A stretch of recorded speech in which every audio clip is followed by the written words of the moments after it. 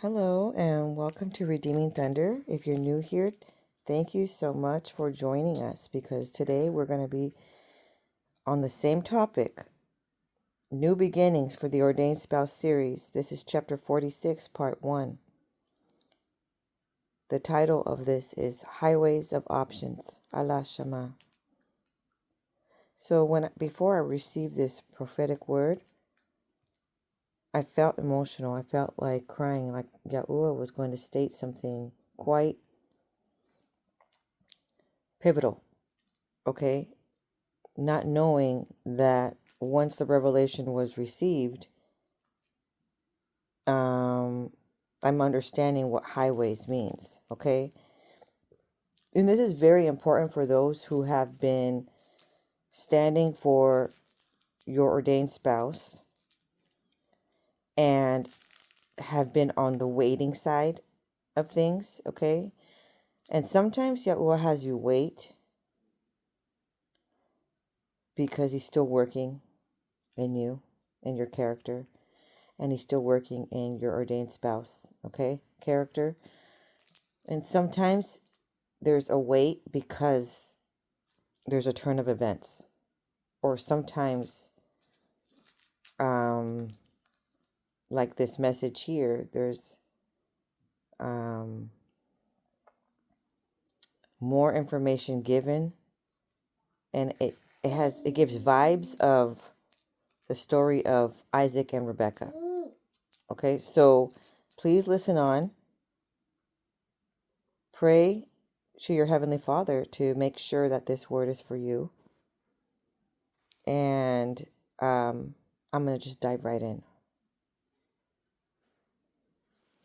Thank you, Heavenly Father, for providing this pivotal word that gives much clarity and insight on the stage that these individuals are at, and it provides much clarity of why the waiting, why what's going on with their future and their present. Thank you so much for providing your angels to assist in this matter. We give you all the honor and glory. Amen. So the prophetic word while praying was given to me, and it was given to me in Hebrew, and it's O La Sila Shala Sila. And it was sort of a repetitive prophetic word, so I just put in there that it was basically given to me over and over again, like 10 times. So usually when Ruach HaKodesh, the Holy Spirit, provides a word and it says over and over, I know that it's a prophetic word, and I know that it's a important present word. Okay, so I'm going to be breaking down what this means in Hebrew. So O stands for exclamation. So obviously there's like some kind of urgency, right? Usually people use exclamation mark for shouting, for an excitement, for something pivotal that just occurred, okay?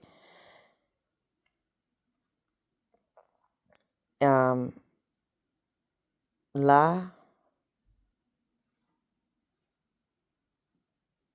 means no, not, nothing, none or nothing, as without. If not, then let me be on my way. Okay? That's key right there. Sila, to, toward, or for. It also gives significance with highways. Literally making highways on a road. And then Shala means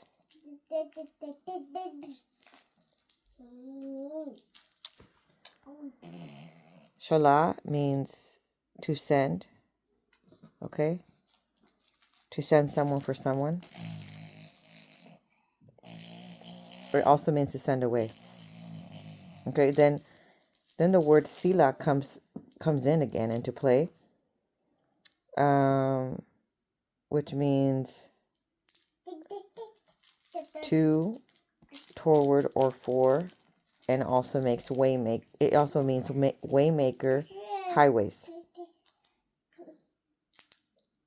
Okay, so with this prophetic word, the word la in particular gives the scriptures. There's scriptures tied to words, Hebrew words. Okay, so that's how I'm also receiving this revelation. And if you open your scriptures to Daniel 2:11, it reads, "And it is a rare thing that the king requireth, and there is none other than that can shew it before the king, except the gods, whose dwelling is not with flesh." So the Matthew Poole's commentary of that is that Chaldeans bring the 3 arguments to convince the king. There is not a man upon earth can show the king's matter. Number 2, there is no king requires such a thing of any magician. Number 3, none but the gods can do this. The Chaldeans with other Gentiles did believe more gods than other, and the supreme deity or deities did not meddle with the affairs of men, but had the connivance by inferior and intermediate demons. So Plato and many of them held. The meaning then is this: seeing there are some things that God, who knoweth all things, will not communicate the knowledge of to men, and hath not done it to us. It is therefore a singular and unreasonable thing the king should require it of us, and that so suddenly and upon such penalties. Okay, so this is referring to when the king had a very disturbing, questionable dream. And he went to his magicians, or he had magicians come to him. Okay, Daniel is Belteshazzar, that is his Persian name. And there were Shadrach, Meshach, and Abednego were part of that team, part of the scribes group. They were young scholars. So they all lived in the palace along with other magicians and sorcerers. Basically people with wisdom, right? But some people have false wisdom. And some people have wisdom coming from deities, okay, coming from the underworld. But within that mix, Daniel's in the group with his 3 friends, right? But right now we're referring to Daniel. And he was well known for being able to provide much wisdom to the king. He was well known.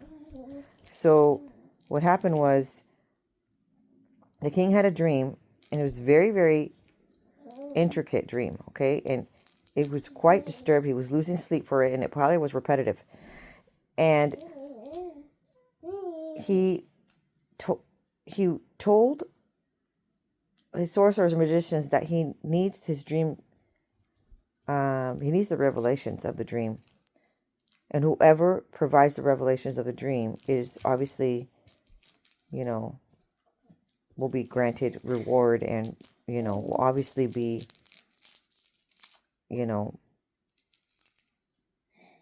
satisfying the king. But there was one requirement, is that he was not going to disclose the dream. He wanted people to basically read his mind, just automatically know the entire dream, and that's the person that is truly has the gift of revelations of dream. And so those sorcerers and those magicians are like, this is incredibly impossible. You didn't even reveal the dream to us yet, but you already want us to interpret it. This is automatically impossible. So now he's getting really, really pissed off, okay? He's getting so mad.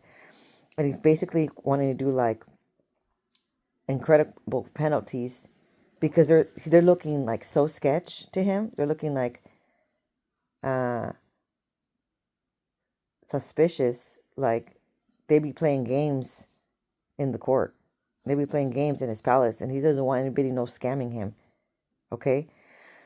So Daniel asks the Heavenly Father in the secret place, please reveal his dream to me. Okay? Because now what this king is saying is that everybody's going to be like not living. Those that were part of that, the scholars. Okay, so it's like a serious penalty. So he's like, doesn't want people to die. So he asks his Heavenly Father, please help me. So in that night, he is revealed the dream point by point. So he goes to the king the next day. Somebody tells the king, that Daniel knows, right? And he comes with him with much respect, and honor, and he starts revealing the dream of the king before him. And this dream has a lot to do with the gold, the bronze, the silver, the feet that are half clay and half bronze. Okay, so it's quite intricate. The revelation is deep, is so intricate that you can't even make it up. Okay, and so not only did he reveal the dream, but he disclosed the revelations of the dream. So then he knew that the deity behind Daniel is the true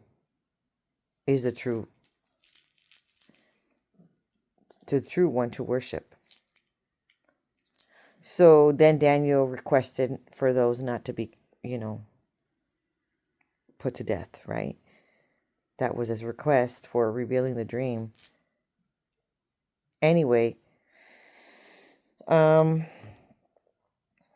the Most High, is going to provide you and your ordained spouse this special disclosure, this special closure, where only you and him are going to be revealed something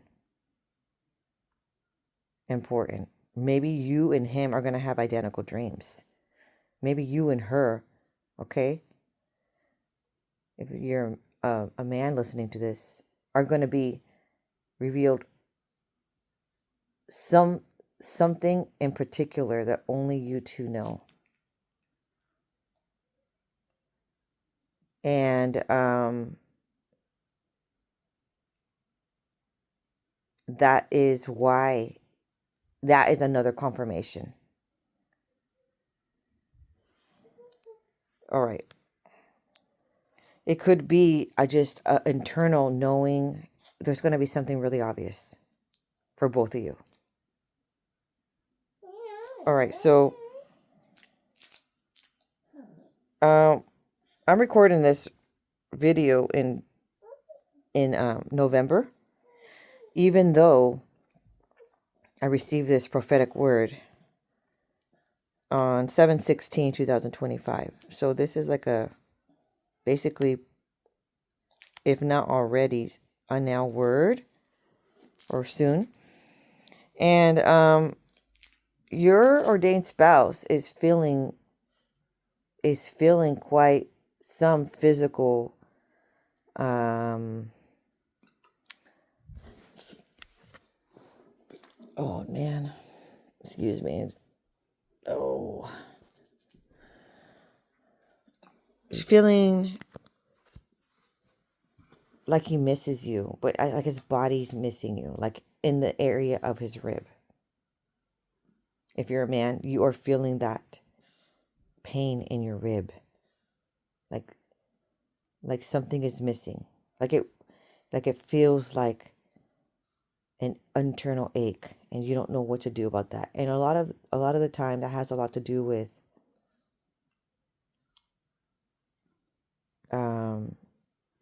that pain in that section has a lot to do with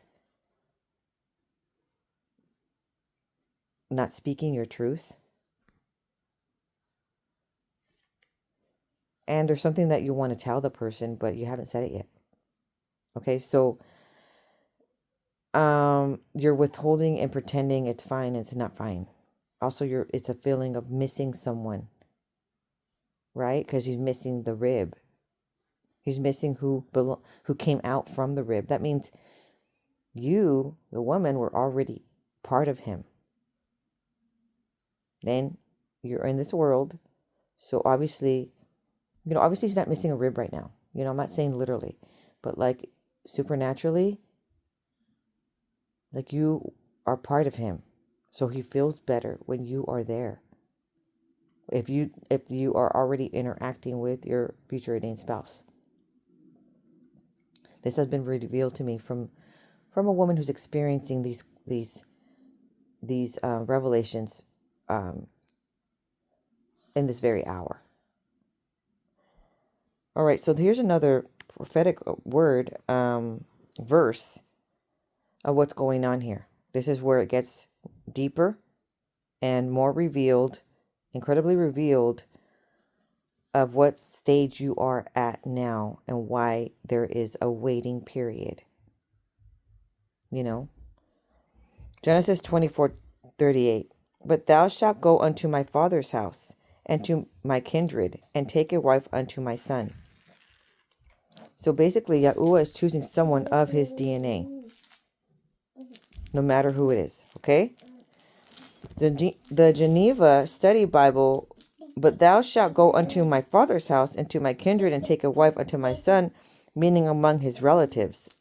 Now, not quite literally, you're going to be marrying a second cousin, a third cousin, a first cousin. You're not going to be doing something like that. Okay? But he's talking about, again, within. Back in the day, they did that. I know. Because usually, through the family genealogy line, they all worship the same deity. They all had the same customs. And that's why they did that. To make sure that you guys are equally yoked. They are equally yoked. Now, right now, Yahuah is picking someone this time for you, if this word is for you, that is equally yoked. Who's going to be someone that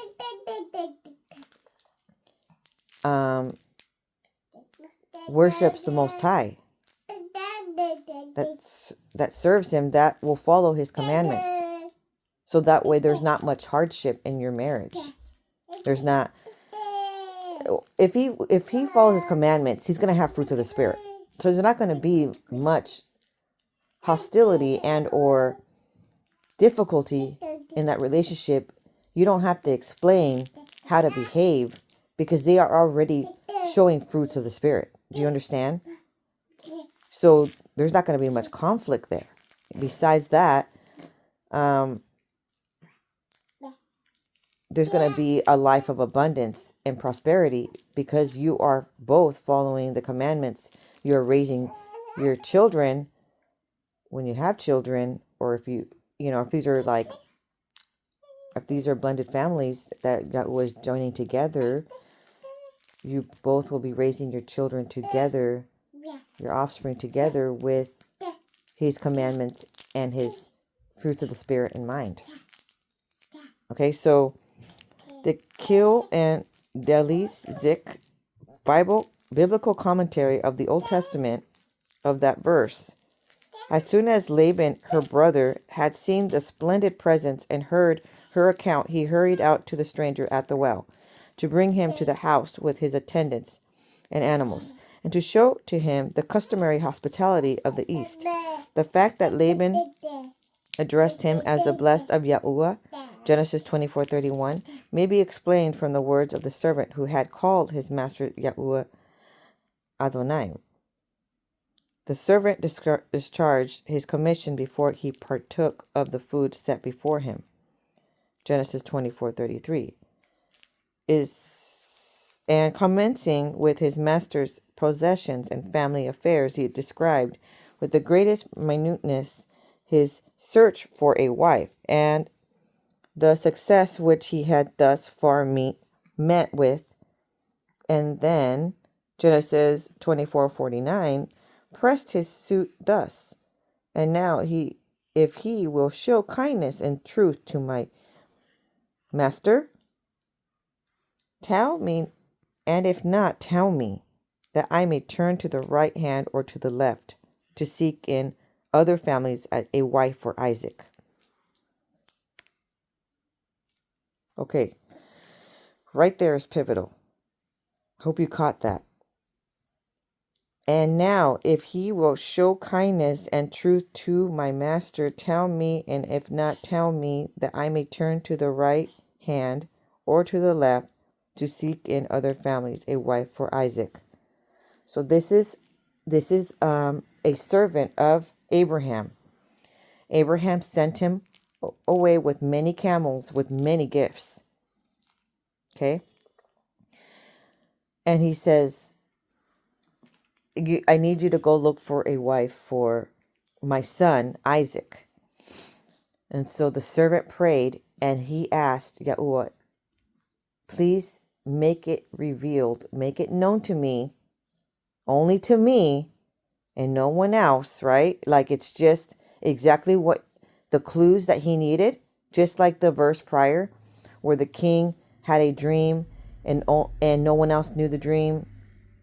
Okay? So only Daniel knew the dream because it was meant to be that Daniel needs to be the one to reveal it. Okay, so same thing here. The servant asked in particular certain clues that he was looking for to cause him to have supreme clarity that was the woman for Isaac. So this woman is not even for himself. He's searching with full heart of the matter of who the perfect woman is for Isaac, his master's son. So he in particularly asked that the woman that he's supposed to pursue in proposing marriage for Isaac is, so basically sending someone for someone. Hello, wasn't that the word shalah that we talked about earlier? Everything is tying together now, okay? And the highways, I'm going to explain that because it's tying together right now. Right now as I speak, I'm talking about sila. Okay, when it says to the right hand or to the left hand. Okay, I'll get to that. So he meets someone at the well, okay? But prior to his trip, he had prayed to the Most High.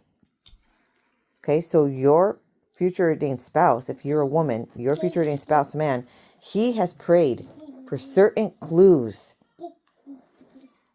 or so someone sending someone for someone, okay? So it could be a friend of your Isaac has prayed for certain clues, to see certain clues. And he is going then know and then share those clues.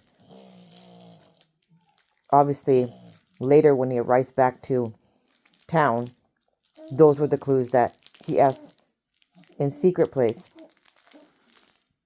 to the Most High. That only he knew, and that was the clues. Okay? All right. And that was the confirmation that is the person. It's important now.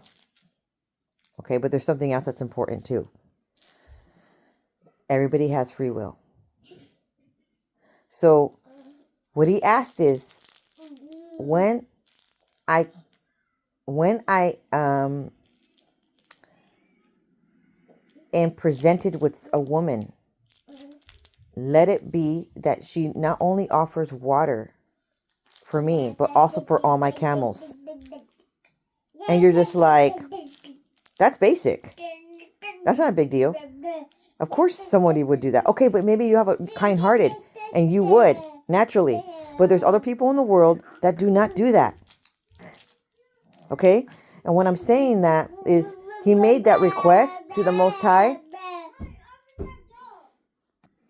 It is a big deal what he just asked, because when he brought camels, he brought several camels. And camels, that particular animal drinks gallons of water. It doesn't drink a sip. So in other words, he was looking for someone that's immensely generous. Immensely generous, okay? Not just some water for him, but someone that has the love language of acts of service. That's what he was looking for, basically.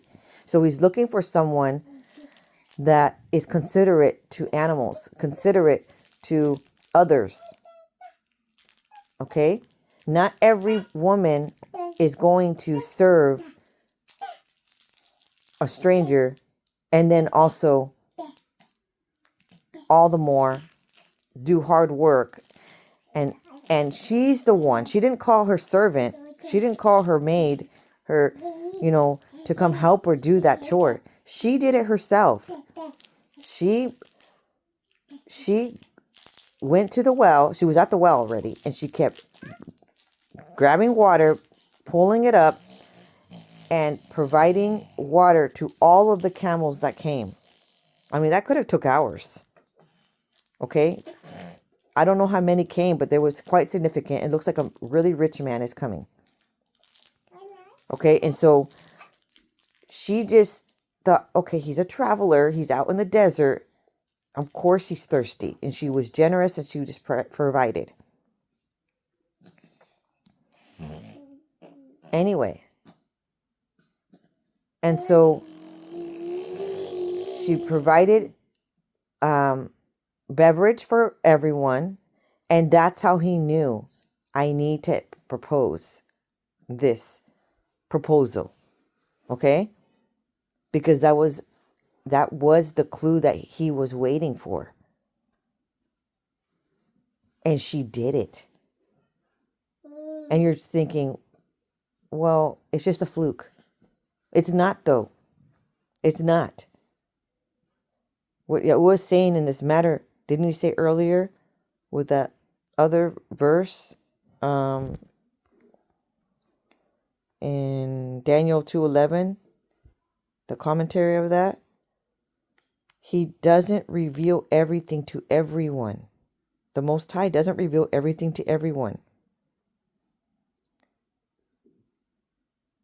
Seeing that there are some things that Yahuah, who knoweth all things, will not communicate the knowledge of to men, and hath not done it to us. It is therefore a singular and unreasonable thing the king should require it to us. Okay, so he's saying he doesn't reveal everything to everyone. So he only revealed it to her. Because she was the one that's supposed to be chosen to be the wife of Isaac. So she will be naturally inclined. Something in her will be unctioned to do a particular act of kindness. Because she was supposed to be the one chosen. Do you see what I'm saying? Everything, and you're thinking everything is organic and everything is self-will and everything is or like free will and blah, blah, blah. And sometimes, and yes, it is. Yes. Okay? Yahuah will put you at the right place at the right time. And it is your will, it is your choice whether you're going to go that far and be courteous to everyone, or you're just going to be courteous to that one individual person that was kind. And this person is trying to see if you're generous to everybody around or just that one person. This is for the women now. Is your personality just to that one person, or is it to everyone? Are you like Snow White and all the animals gravitate to you?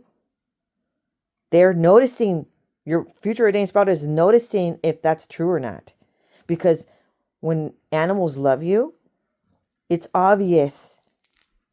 It's obvious, like, that you treat them well. Does that make sense? If children and animals, are inclined to hang out with you, it's like, it's obvious that you're going to treat him well. Because children want to be with you all the time. They're glued to your hip. And then the animals too. Like, it's obvious that you treat everyone well, not just your man. That your personality is very, very attracting. Very, very lovely. Because you carry fruits of the Spirit. You're carrying the divine. spirit within you, right? Okay. So right now, let's talk about when he says to the right hand or to the left. Okay? The servant is asking, because they all were so excited, because when he saw that she gave water beverage to the camels, that probably took hours, and then to him, he immediately is like, you are the one. And he wanted to present her with many gifts. And so he gave her up jewelry, rings, bracelets, a nose ring, some kind of head piece probably. They're Persian or something. So they have that custom to wear that jewelry. It's like galore. Jewelry galore. Gifts galore. And there was more gifts, and all the bags, all the cargo that was on the camels. It was all for her. Okay? So that's what's going to happen. She had no idea. And all of a sudden she's like, ooh, rings, ooh, bracelet, ooh, and she's all super excited. She's like, wow. She's like, what's up? Bedazzled. She's bedazzled now. She's bedazzled. She goes home and she shows her brother. And her brother's like, what in the world? Who is this man? Somebody gave this to you like right now? Oh my gosh. So that right now that showed that someone presented that man must be really wealthy. Okay, so the brother's like, okay, someone's treating my sister very well, that I need to go and meet this man, right? So he's like, let's invite him over and be a good host.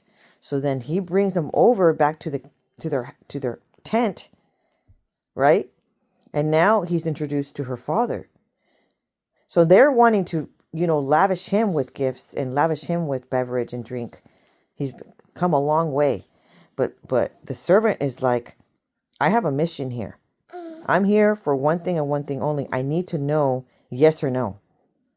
And so basically, the moral of the story here is there's potential highways happening.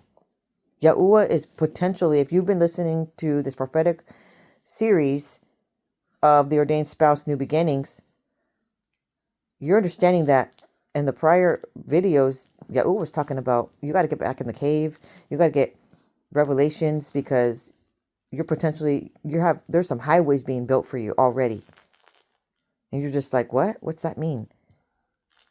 It means, he said, now if he show kindness and truth to my master, tell me, and if not, tell me, that I may turn to the right hand or to the left to seek in other families a wife for Isaac. So he came and he said, I'm giving her these gifts, but they come with a yes, and answer yes to the proposal. Like, I have this prince. I have this prince for her to marry. Has she seen him? No. She has not seen who he is. She does not know what he looks like. But he already gave her a bunch of gifts and she already passed the test. Okay? So I guess that's what Yahuah was saying. He's sending someone to you for someone. Okay? And they need an answer, and they need an answer. And this could go both ways. Yahuah has disclosed this to the man, and now it is up to him to decide. Leave the counterfeit if he has one. He got to do it like now, because the clock's ticking. Okay? He's weighing your ordained spouse in the balance, or she's getting weighed in the balance in this moment of time. Meanwhile, Yahuah is saying highways. He's already starting to manifest a whole nother ordained spouse for you. And you're like, what in the world? Yes. He's not wasting any time. He promised you an ordained spouse. And you're like, wait a minute, but you said through this series, this is the person and this is the person. Yes, I did say that, but I didn't say that. The Most High said it. But all the while, there is free will. There are signs, there are confirmations, and there are passing the test, etc., etc. But there comes a time when that person just needs to accept. Or he's saying, I don't want anybody, I thank you so much for the beverage and the drink and at the tent and serving me, but I came here for this literal thing. And so he feels like Yahuah just confirmed it to him.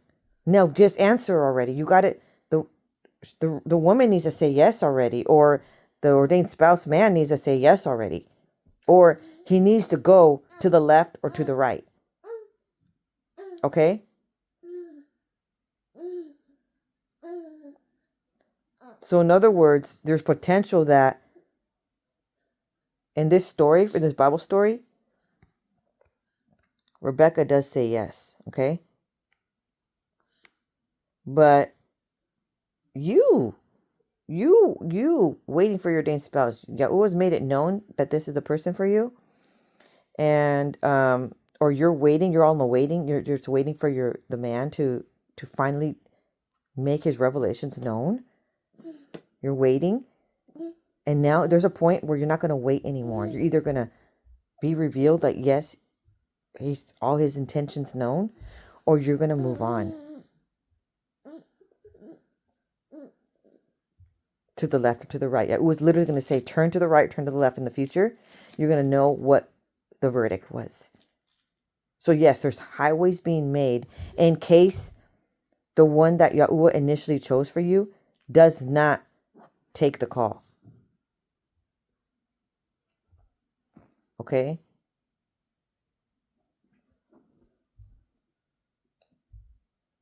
Because the promise wasn't this particular person will be the ordained spouse. He's the promise that Yahuah gave you, the rainbow promise, was you will have an ordained spouse.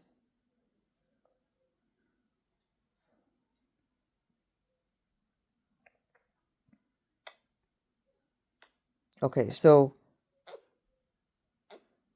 then on Genesis 24:7, Yahuah says, the word given, Abraham had assured him, he will send his angel before you.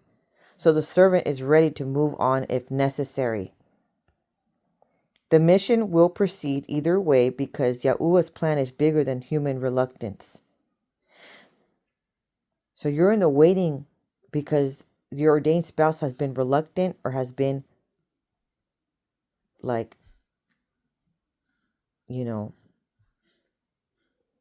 not launching when he's supposed to right now in this hour, right now. So Yahuah is saying he's still sending an angel before you. And you have to, you have to be ready to move on if necessary. And you're like, but I was inclined to that person. You showed me, you gave me clues, and I'm so drawn to this person. I was just waiting, and I was knowing that it was right at the tip, and it was right there at the threshold. Yes. But you're not going to be waiting forever for someone's not going to launch, right? Yahuah has another plan if that person doesn't take the call. There's nothing wrong with you. So the delay is not, oh, he's fixing your character again, or he's working on you. There's nothing wrong with that. It's okay to be working on yourself.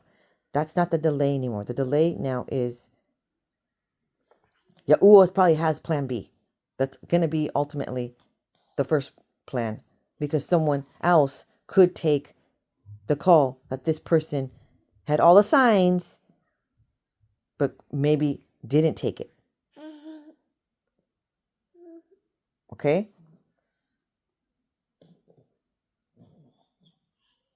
In other words, he doesn't want someone like backtracking, 3 steps back, 1 step forward kind of an ordeal. Make a decision already. Be brave and make a decision and don't. So in this story, she did. And so then the parents were like, can she stay here a week and then we'll let her go off and be, on the trip with you to the service? And he's like, no, my master wants her now. I need to bring her back now. And then she had to answer. And so they asked her, are you willing to go now? She has all her bedazzles on, okay? Are you willing to go now? And she had to trust, not knowing what the other person looks like. And she had to trust and go with him or not. And she chose yes. This man's going to take care of me. He already is like promised to love me, right? He doesn't even know what I look like. And he's willing to go with me or marry me and take care of me. And he is financially stable and he has his life together. Okay? So then she was like, yes, of course, I'm going with you. So they went on that trip back. Okay. So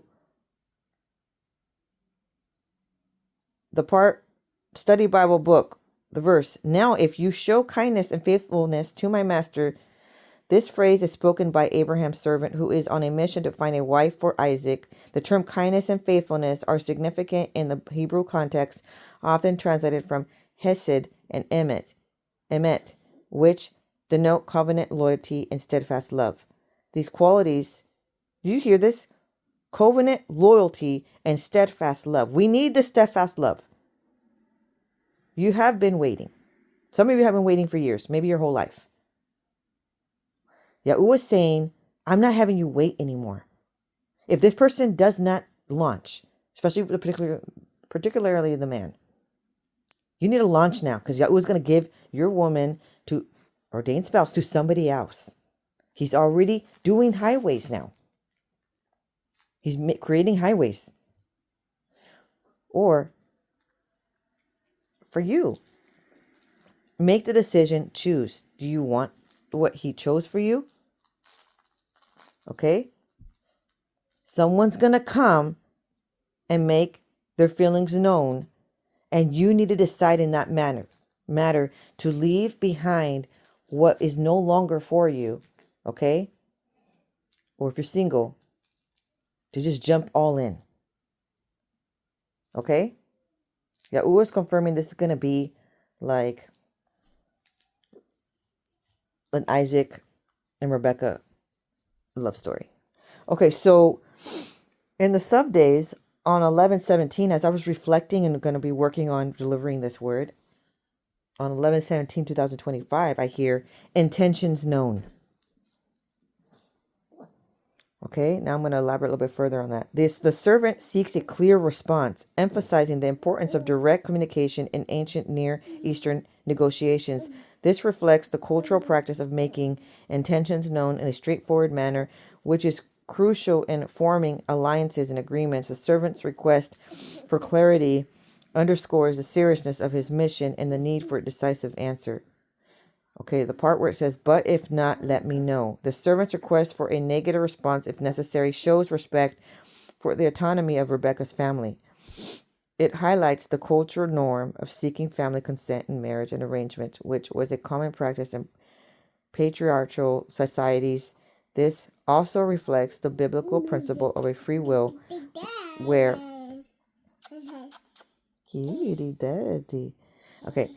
where individuals are given the choice to accept or reject Yahuah's plans.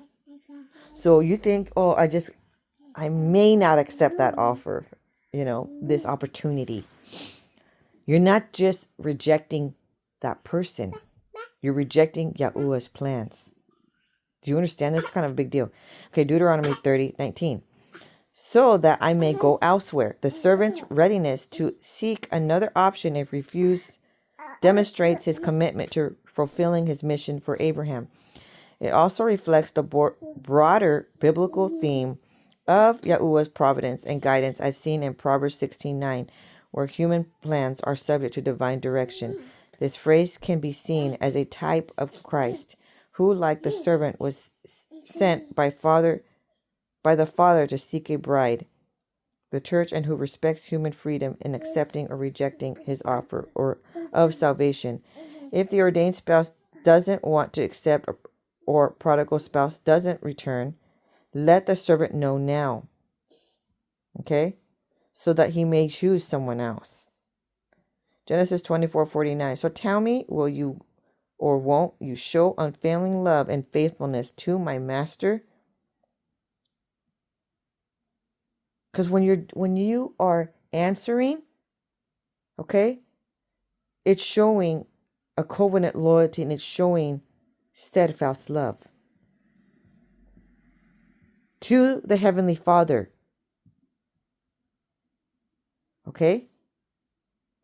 He says, please tell me yes or no, and then I'll know what to do next. That's the stage that you are.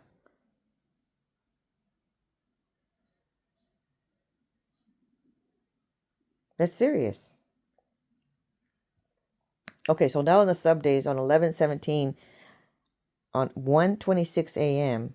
Yes, I'm still up studying. Okay, I hear both. That's interesting. Now then, okay, so now I'm elaborating further of the Genesis 24:49. Now then, if you are going to show steadfast love and faithfulness to my master, tell me. If not, tell me that I may turn to the right hand or to the left.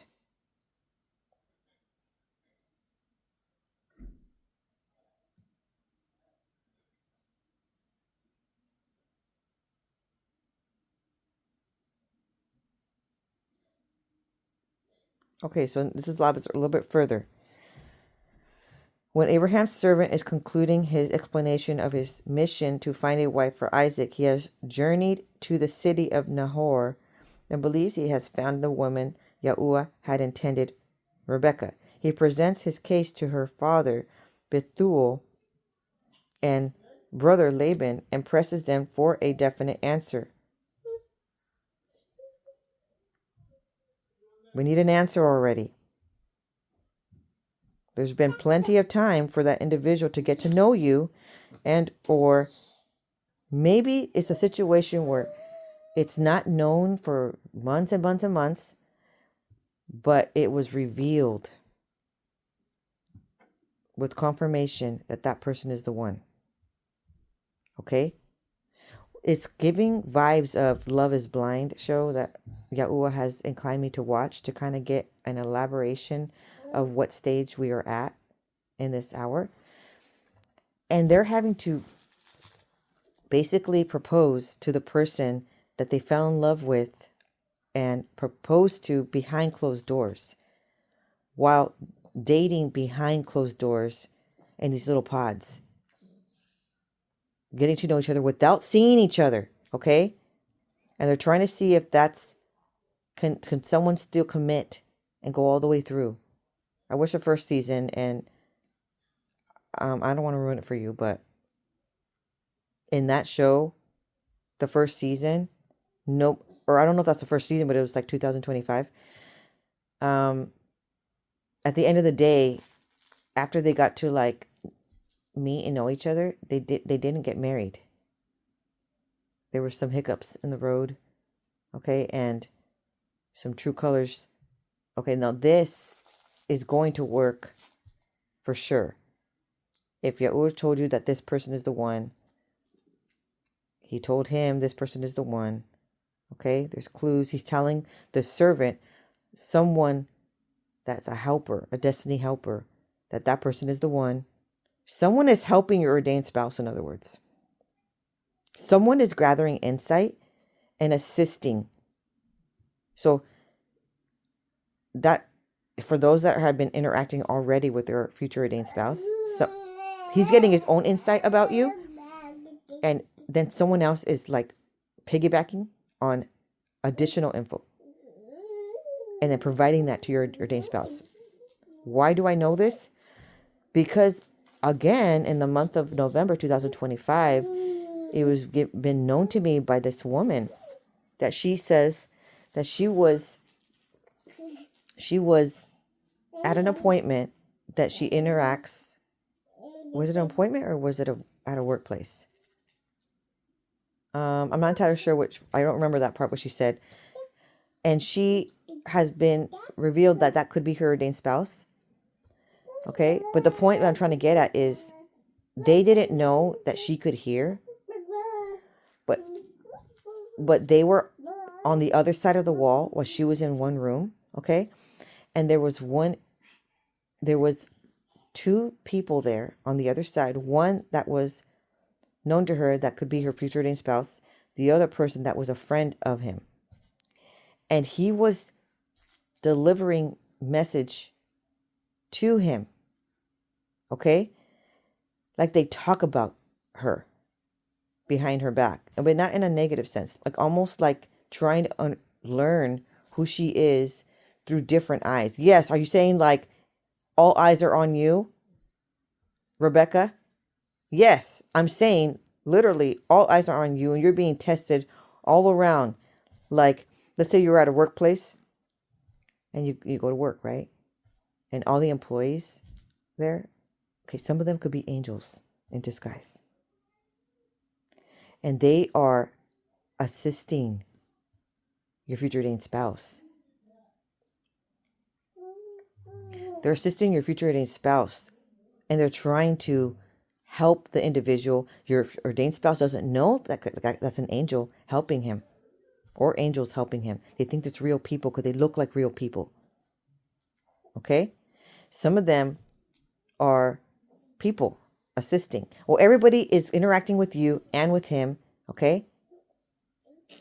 And then they're gathering insight of who you are, what makes you tick, okay? What personality, and everybody is gathering separate stories about you, and not saying separate stories as in they're twisting the story. I'm saying you are sharing different stories. Okay, like this woman is telling me she's sharing different things about her. Two different individuals there. Okay, that could be the scenario for you, and they're learning what makes her sad, what makes her happy, what makes her get ticked off. You know, they're learning things of her personality, you know, and she's being an open book. Okay, and it's quite vulnerable. But that's what this person needed. Okay, and she's like, feels quite vulnerable, right? Feels kind of shy about it, but she's just doing it.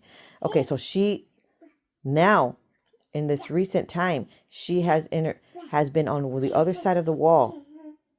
Okay, working and or getting treatment. I don't remember which one it was where she was in that scenario.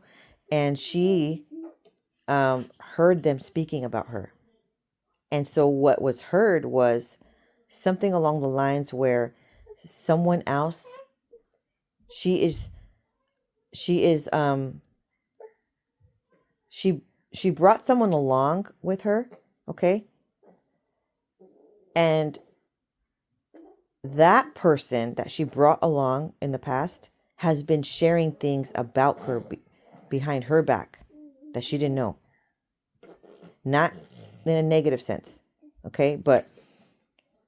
And it was something along the lines where that person that she brought to her job and or, you know how like you bring people to your job, it could be family members, it could be a friend, and then you could step to the side and that person stays and chats away at the front desk with people. You know what I'm saying? Something like that. Okay. Well, that individual was sharing all kinds of interesting details about you that basically was saying they love spending time with you. They love doing errands with you, any kind of errands. They love going to the store with you. They like going to the park with you. They like doing all kinds of things. Okay? Baking with you, cooking with you, doing all kinds of things with you. So then basically it's sharing. Hi, Mama. It's sharing what type of person you are through the eyes of somebody else. Through the eyes of someone else, right? And so now they're not just hearing it from straight up from themselves, that you say what you do throughout your day, throughout your week, okay? And then not only that your ordained spouse hears it directly, but now they're hearing it from someone that interacts with you on a more intimate level, that they also, it's matching up, okay? And not only matching up, it's confirming all the more that the people that you are with, that she was with, really enjoy her. Like, it could be their favorite person in the entire world. Okay? And so she was like, oh, wow, I did not even know. Come here. Come here. Come. She did not even know that they pondered about that. Like, they sat with that for days and days, just thinking about. So it starts to reflect. In that scenario, she brought her child to work, and their child was talking greatness about her. Okay? So now, maybe this person, your ordained spouse, is like, I really want a really great mother. Okay? I really want a really great, I want a loving, nurturing person by my side. And it just got confirmed through several sources now that others, they feel this way about her. They feel, the child feels this way about her. It's like, and I mean, what better way to receive confirmation than, and so she just thought, oh, her child spoke greatness about her. And she didn't tell him to, obviously, right? Obviously, but she also saw how important she is to her own child. How these are going to be wonderful memories for her own child. That she must be doing something right, even though maybe life has been really difficult for her. Okay? Something is going right. She's creating a lot of stability and structure and love and care. And it looked organic. It looked not coached or anything. The child just blurted out a lot of things so it looks like it's a family that spends time together. That there's steadfast love and loyalty. It looks and it perceived that way, and it is that way all around. So this person, she's walking in and she's doing her thing and she's being authentic.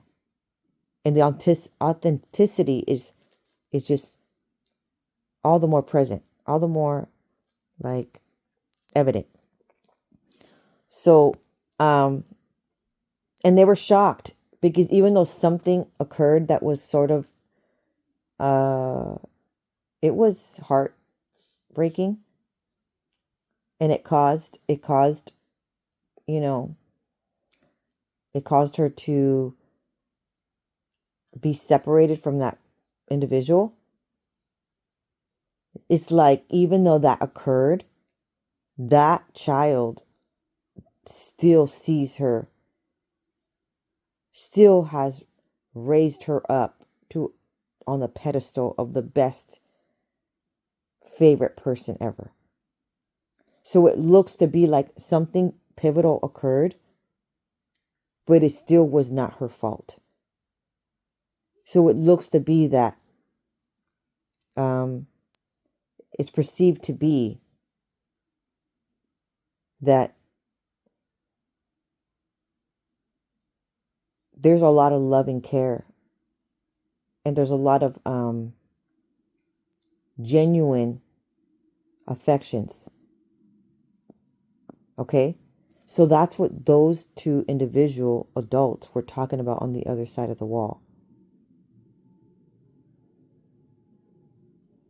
And what was interesting is that before she said that before she got to the appointment or to her workplace, I forgot which one it was, she says that the Most High told her, Sapa, which means be on the lookout. Peer to the distance. Be on the lookout. Be on guard. He wants her to notice something. So she went in just like doing her own thing. She didn't realize that she was going to hear something. Okay? So, in a sense, that could have been the clue. But where the two individuals are speaking about, they're like giving insight of who this person is. Okay? Someone is helping your ordained spouse make this decision. Just like someone is helping Isaac make this decision. Okay, so then suddenly I hear fuel to the fire, which was interesting. And when I research a bit more about what that means, spark creates light. So James 3:5. Okay, so of the even more spectacular, like photonic force field, atomic nucleus, and electrons, Yahuah said, I am the light. John 9:5. And see John 1:4. Okay, Paul added, He is before all things, and in Him all things hold together. Colossians 1:17, which beside all the theological implications also correctly asserts the relationship between photonic energy, photons, polarized energy, particles and antiparticles, and the virtual photons that both keep electrons bound to the atomic nucleus and atoms together in molecules and thus in objects. In other words, Yahuah is adding spark. He's igniting it, the connection. Okay?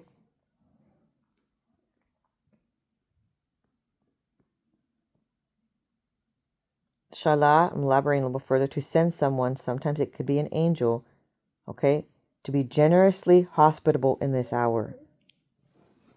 The women here. Talking to the women. Generously hospitable. Because that is the key. Basically means to send. It's most used to describe the action of one person who sends another person somewhere or to do something. Genesis 42:4. Okay, so now the word sila. To ask, if quite to beg. To send angel, opening. Okay, so the angel opening, which Yahuah has disclosed in the past, was the one angel that looks wheels upon wheels with eyeballs. It's a fiery flame.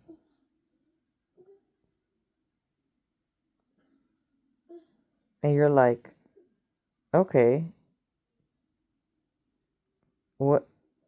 That's the exact angel that is coming, that has been here, present to help you. He needs to help you to make this connection. Okay, and what I'm realizing is that Yahuah is having these angels transform into human,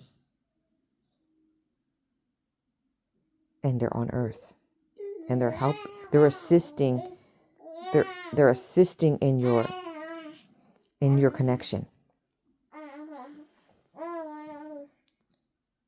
Okay, so silas comes from the word shalah, meaning to ask, to inquire, to borrow, to beg, create highways, literally heap of highways, is a way maker. He's making this happen for you no matter what.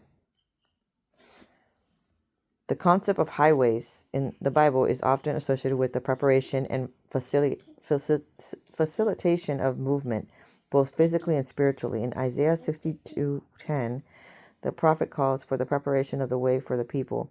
Pass through the gates. Prepare the way for the people. Build up the highway. Clear it of stones. Raise a banner for the nations. This passage highlights. This passage. Oh, where was I? Highlights the importance of making paths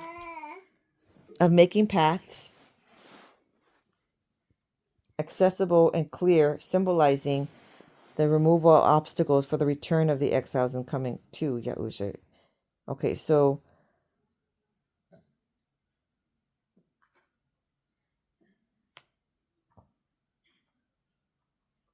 now the word la, I'm elaborating a bit further.